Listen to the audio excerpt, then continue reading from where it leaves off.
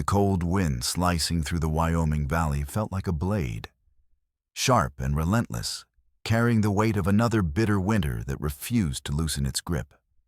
Ethan Rollins stood alone on the sprawling porch of his ranch house, his gaze fixed on the fiery ball slipping behind jagged mountain peaks as if trying to hold on to the dying light. At 32, he was the richest man for miles, owner of 5,000 rugged acres, a herd of cattle that stretched beyond the horizon, and a house filled with treasures from Denver and beyond. Persian rugs, crystal lamps, leather-bound tomes. Yet, despite all his wealth, a hollow ache gnawed at his soul, deep and unyielding. It had been 3 years since the fever claimed Sarah, his wife, and little James. 3 years since he laid them to rest on the hill beneath the cottonwoods, their graves a silent testament to loss. He had thrown himself into work, building a fortress of steel and leather, trying to outrun the echoing silence that haunted every corner of his grand home. But as the shadows stretched long across the land, Ethan knew he wasn't running anymore. He was standing still, haunted, unmoving. A quiet voice broke the stillness, pulling him back from his thoughts. "Mr. Rollins?" He turned sharply, eyes narrowing as he saw her in the doorway. Clara Bennett, new maid, fresh from Ohio, only 20 perhaps. Her wheat-colored hair was pinned neatly in a bun, her gray eyes cast downward, as if meeting his gaze might shatter some invisible barrier. She clutched her shawl close, her plain brown dress making her seem even smaller in the doorway. "Yes, Miss Bennett," Ethan replied, voice steady but distant. "Supper's ready. Mrs. Henderson asked me to tell you it's beef stew tonight, with fresh bread." He nodded but made no move to step inside. Clara shifted nervously, fidgeting like a startled rabbit caught in the open. "Will you be taking it in the dining room, sir, or—" She hesitated, her voice fading into the cold evening air. "The study," Ethan finally said, voice low and deliberate. "I have ledgers to review." "Yes, sir," she replied softly, curtsying with a quiet grace before slipping back inside. Ethan lingered on the porch, watching the first stars blink into existence. Tiny pinpricks of light in the vast darkness. He wondered why this shy girl, who barely spoke above a whisper, lingered in his thoughts at all. Maybe it was her quietness, an echo of his own solitude. Or perhaps the way she moved through the house, so efficient yet almost invisible, as if she feared taking up too much space in his lonely world. Inside, the fire crackled and flickered in the study as Ethan settled into his chair at the great oak desk. Shelves of books lined the walls, untouched most nights, their silence a stark contrast to the numbers that filled his nights. Columns of cattle sales, land deals, profits. Wealth had become his fortress, a shield to keep what little was left from slipping away. Control, security. That's what it all meant now. Suddenly, Clara entered quietly again, carrying a tray. Her hands trembled subtly as she set down a steaming bowl of stew, a cloth-wrapped loaf of bread, and a glass of water. "Thank you." Ethan's voice was quiet but steady as he offered his thanks. She nodded briskly, a flicker of hesitation crossing her face, then turned to leave. But her gaze lingered on the portrait hanging above his desk. Sarah in her wedding dress, cradling little James, the only remnant of tenderness in that dim room of rugged wood and flickering firelight. "You had a beautiful family, sir," Clara murmured softly, her voice almost a whisper, as if afraid to disturb the silence. She bit her lip, as if she'd spoken out of turn, then hurried out. Closing the door behind her, Ethan sat there, eating with a hunger that wasn't for food, his eyes drifting back and forth between the portrait and the closed door, a silent ache deep inside. That night, he poured himself into his work, the scratch of his pen carving endless numbers across pages that blurred together. But as he rose to climb the stairs toward his room, a faint sound stopped him cold. A voice, low, hushed, almost fragile, drifting from the kitchen. Quiet footsteps led him down the hall, each one echoing softly in the stillness.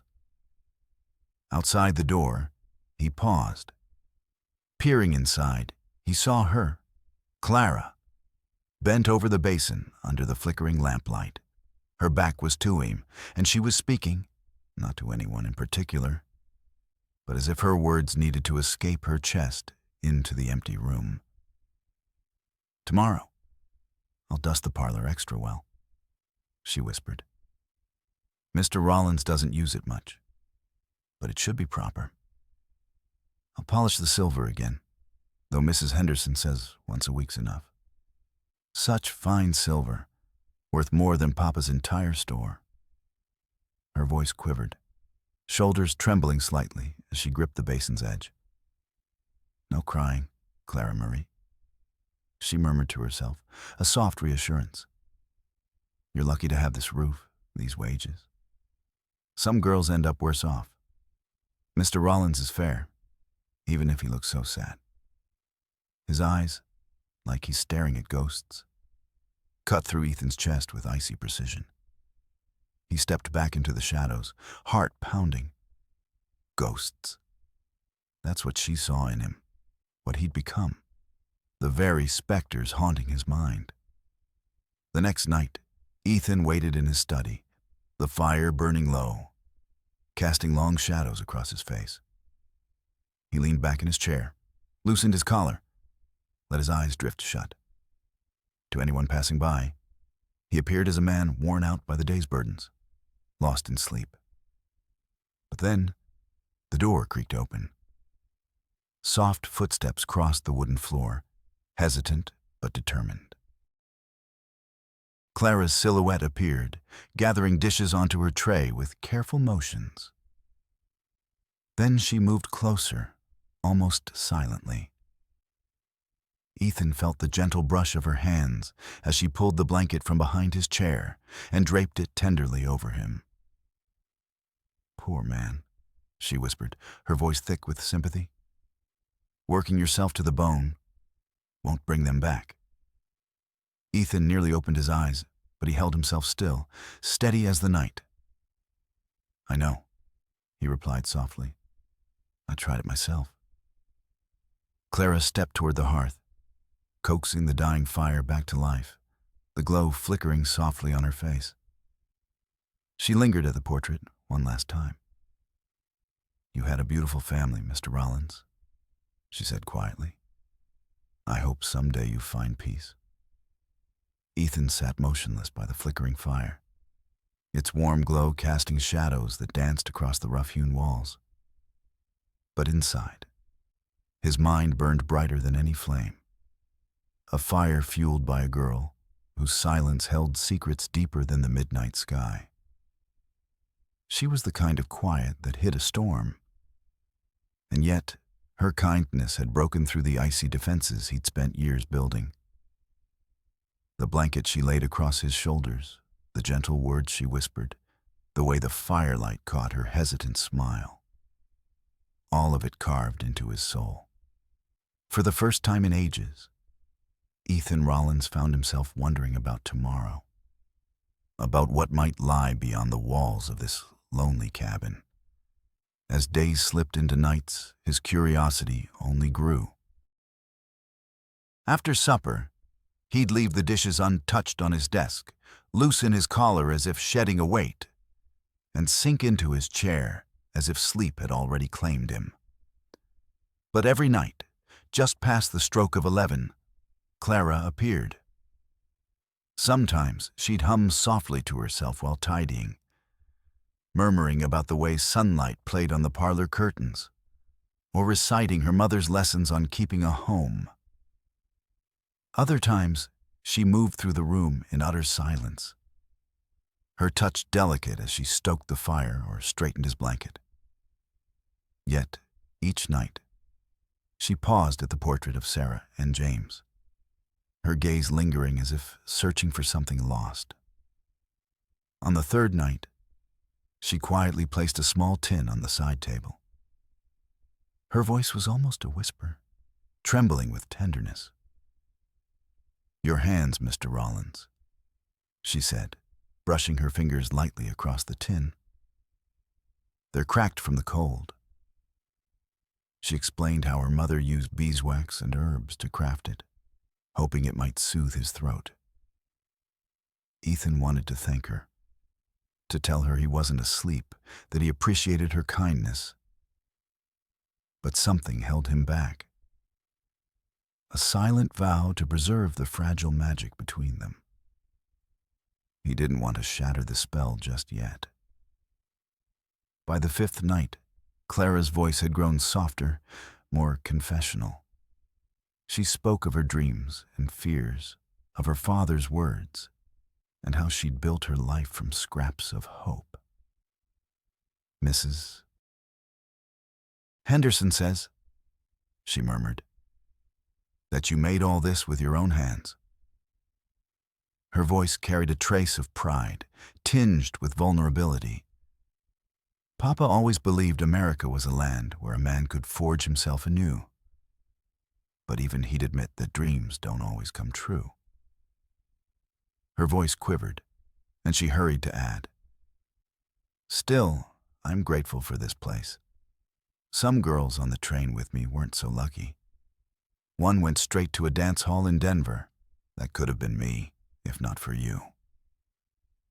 Her eyes shimmered with unshed tears, and Ethan clenched his fists beneath the blanket, feeling the weight of her unspoken strength. It struck him then how much resilience this delicate girl carried in her slight frame. But everything shifted on the seventh night. Clara entered as usual, tray in hand, but her steps faltered. Her face was flushed, sweat glistening in the firelight. She set the tray down with trembling hands, swaying slightly. "Just a little fever," she whispered, voice strained. "Finish the chores, Clara. Don't be weak," she added, trying to sound steady. "You shouldn't be on your feet," Ethan said, his voice steady but with an unmistakable weight of concern. Clara, her face pale and trembling, weakly protested. "I'm fine. Really." She looked away, desperate to hide her exhaustion, her voice barely more than a whisper. "Please don't trouble Mrs. Henderson. It's just a little fever. She might think I'm too weak to work." But Ethan's eyes sharpened, firm and unyielding. "Sit," he commanded, gently guiding her into the chair across from him. His tone left no room for argument, brooking no defiance. Moments later, the sharp-eyed Mrs. Henderson arrived, her gaze immediately settling on Clara's pallid face. Her lips curled into a disapproving cluck. "I knew you looked pale at supper," she muttered with a tone of knowing judgment. Clara shrank into herself, feeling the weight of her shame. "I didn't want to be a burden," she whispered, voice trembling. Mrs. Henderson's voice cut sharply through the room. "A burden?" she snapped, her tone harsh as a whip. "Girl, nearly working yourself into the grave isn't kindness, it's foolishness." Ethan's jaw tightened, a flicker of steel crossing his face. "Send Tom for Dr. Morrison, now," he ordered, voice cold and commanding. Mrs. Henderson blinked, surprised by his firmness. "At this hour? For a servant's fever, Ethan?" she challenged. But Ethan's gaze was unwavering. "Send him. It's an urgent matter."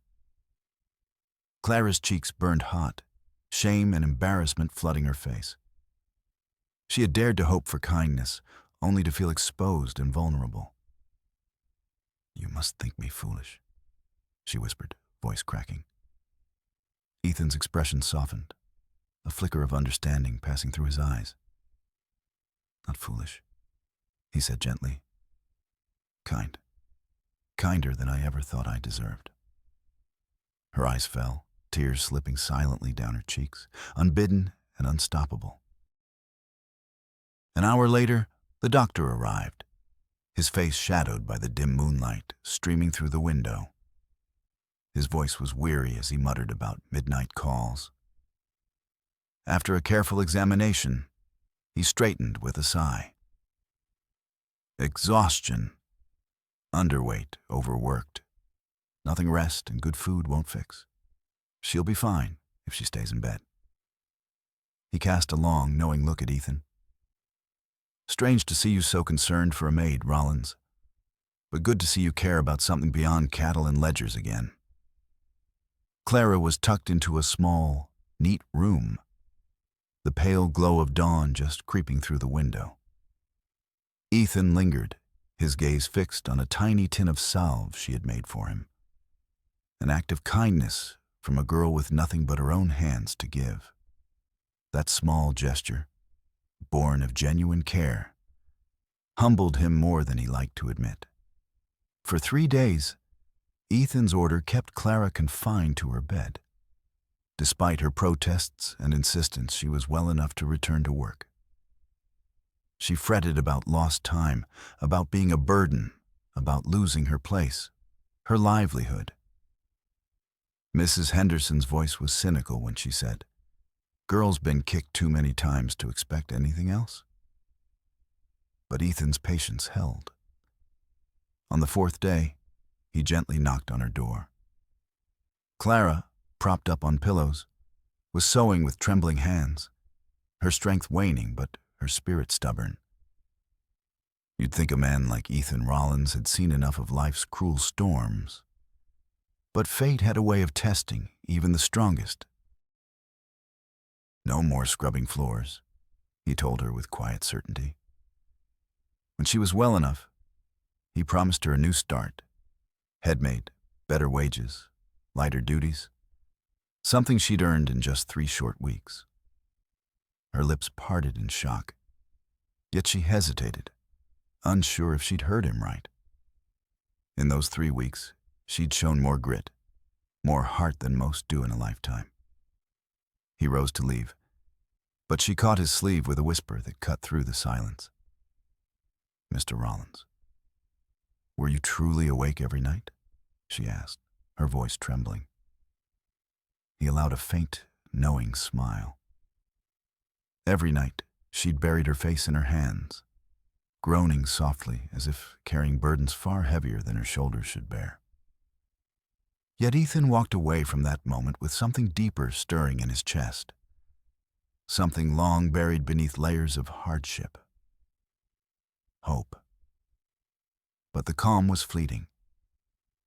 Just weeks later, the sky darkened with a fury that no one saw coming.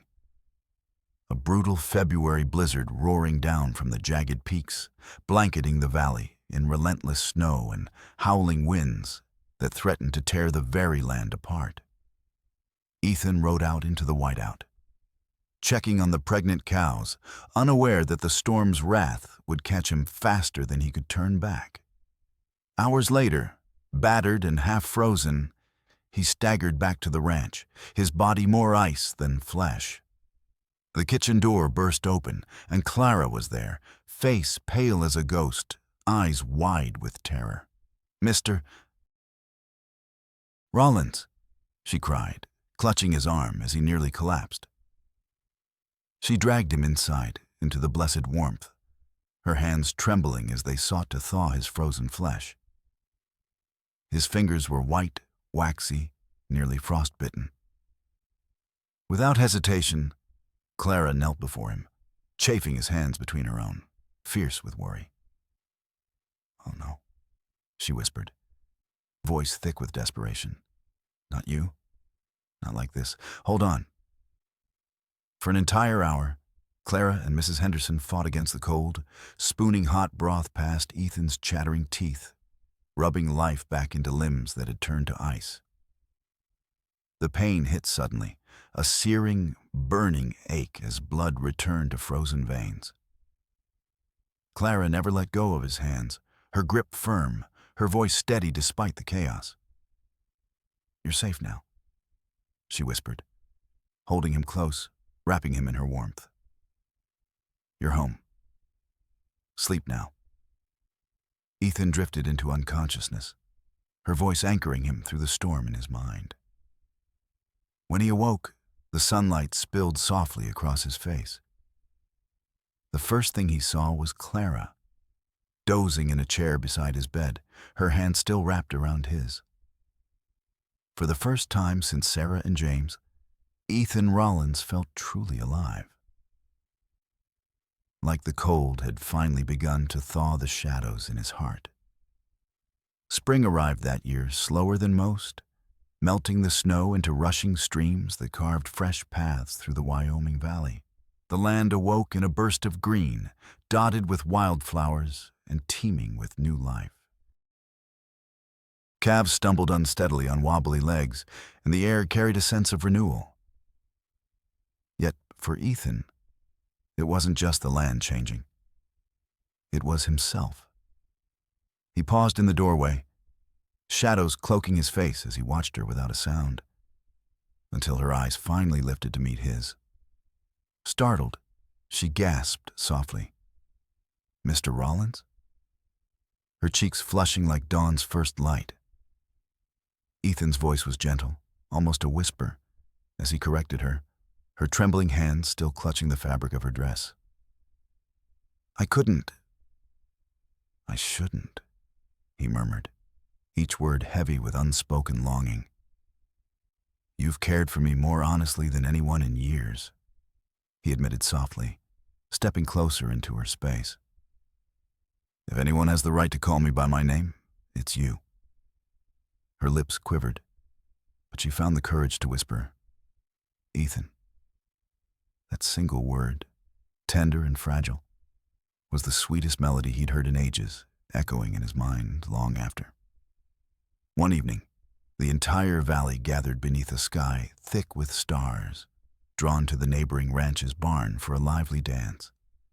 The air vibrated with fiddles and laughter, melodies spilling over the fields like warm whiskey. Ethan lingered at the edge of the crowd, his fine coat and polished boots marking him as the wealthiest man in the room. Yet, beneath that veneer, a strange emptiness gnawed at him, until his eyes landed on her. Clara stood apart, dressed simply in a modest blue dress, unadorned but radiant in Ethan's eyes, like the moon amid a sea of stars. She seemed unsure, her hands clenched tightly in front of her, her gaze flickering around as if afraid of being noticed. A handful of young men threw glances her way, but none dared approach. She was too quiet, too guarded, a ghost hiding behind her own fears. Without a second thought, Ethan crossed the barn floor, making his way toward her. "Miss Bennett," he said, offering his hand with quiet authority. "May I have this dance?" Her eyes widened, a flicker of surprise and nervousness. "Oh, I couldn't—" "Everyone will stare," she stammered. Ethan's voice was firm yet kind, cutting through her doubts. "Let them stare, please." She hesitated, then slowly, almost reluctantly, placed her trembling hand in his. As the fiddle's melody swelled, Ethan took her in his arms and led her onto the dance floor. At first, her steps faltered, clumsy and uncertain, her cheeks burning with embarrassment. But Ethan's steady grip and calm presence eased her nerves, and soon her laughter spilled out, light and genuine, filling the barn with a brightness that drew every eye. For that fleeting moment, Ethan felt the heavy weight of grief lift, replaced by something pure and luminous. When the song drew to a close, the crowd erupted into applause, but Clara tried to pull away. Ethan held her hand a moment longer, his voice soft and coaxing. "One more," he whispered. She looked into his eyes, her gray gaze shimmering with newfound hope. "One more," she agreed, "but not everyone will approve." Whispers started to ripple through the barn. Rumors of a wealthy rancher and a simple girl, of Clara reaching beyond her station, of Ethan's loneliness blinding him. Some called her a fortune hunter, others a fool. The whispers followed her into the market, the stares weighing heavily at church, making her shrink beneath their judgment. That night, she packed a small bag, planning to slip away at dawn's first light. I found her, the one who truly completes me, not in gold or acres of land, but in the strength of her heart, a measure no wealth can buy. And Clara, yours beats with a resilience that outshines anyone I've ever known. Her breath catches, a shiver runs through her, as if the very air has turned electric. Ethan's arms close around her, firm and steady, pulling her into a promise as ancient as the plains themselves. "Stay," he whispers fiercely. "Build a life here with me. Not as a maid, but as my partner, my wife." Her tears slip silently down her cheeks, but she nods. Slow, sure, and full of unspoken hope. "Yes," she breathes, a whisper that feels like a vow. That small wedding, humble yet sacred, took place beneath the sprawling cottonwoods, where Sarah and James now rest in peace. Ethan softly speaks their names before the vows, seeking their blessing from the quiet earth. The wind stirs the branches, whispering secrets only the wilds understand, as if nature itself approves. Clara stands in a simple white dress, trembling hands clutching his as they exchange promises. When the preacher's voice declares them husband and wife, Ethan leans in, sealing their new beginning with a kiss that carries the weight of all their unspoken dreams. The valley's gossip will surely spread, but Ethan's heart no longer cares about the whispers. For the first time in years, he feels whole.